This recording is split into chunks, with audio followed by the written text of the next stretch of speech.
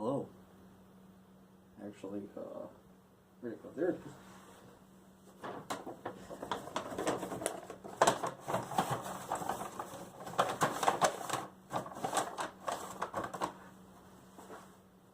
Hello. So today I'm going to be covering a fairly rare mask, and to cover it I'm going to need to wear gloves.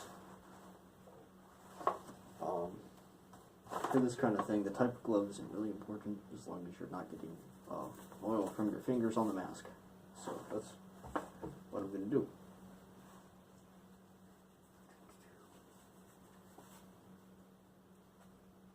Alright, so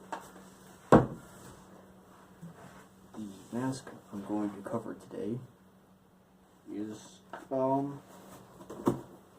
fairly rare actually, and I got a link to this particular one from a very good friend.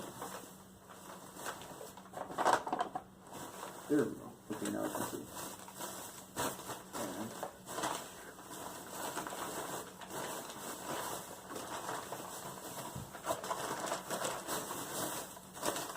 And it's a very interesting piece.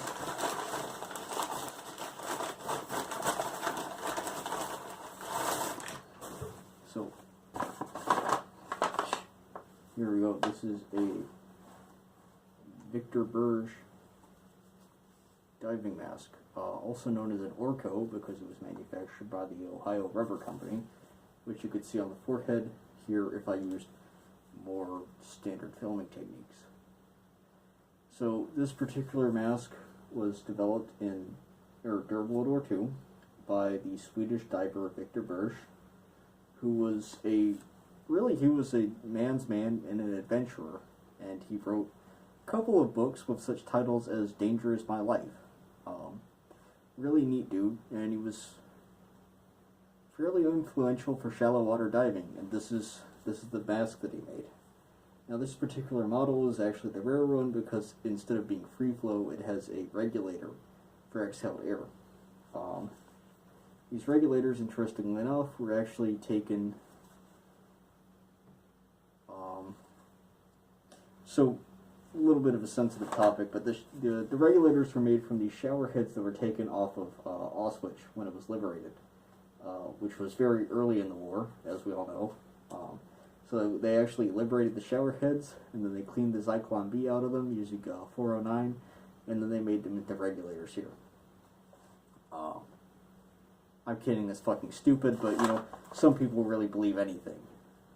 But no, anyway, it does have a regulator on the front. It's a very distinct profile regulator and fairly primitive. I haven't actually taken this apart yet. I'm a little bit afraid to work on this mask, and I'll show you guys why in a little bit. Because it's not really in great shape. The mask's actual construction is fairly simple. You have two straps on the back of the head, really four straps, two on each side, and they go together, and there's supposed to be a clasp system here, but on one side it's completely torn off, and on the other it is holding on rather tenuously. So, again, not real great shape, so I'm a little bit afraid to manipulate it too much. And there's kind of Tizot tubes leading up either side, but not really. They're not Tizot tubes as much as indentions, I guess, from the front of the mask. And those guide air up to the lenses, basically. And the inside of the mask, which is a little bit difficult to show you, but I'll give it a try. You really don't have any internal systems other than that regulator. So yeah, it's a really simple mask, really interesting though. The US Navy used a lot of shallow water diving masks during the war, mostly for ship maintenance, and as mentioned, you had the TECO, or the Thompson Engineering Co. shallow water diving mask, and was kind of the last one that they used. That itself was a revision to the Navy diaphragm models, in particular the Mark III and the Mark IV, some of which were modified for shallow water diving use by blocking the exhale valve and covering up the diaphragm.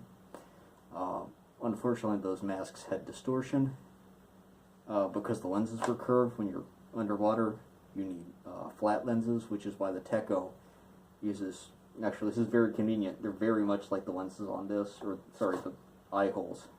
But there's two flat eye holes that are flat across the front.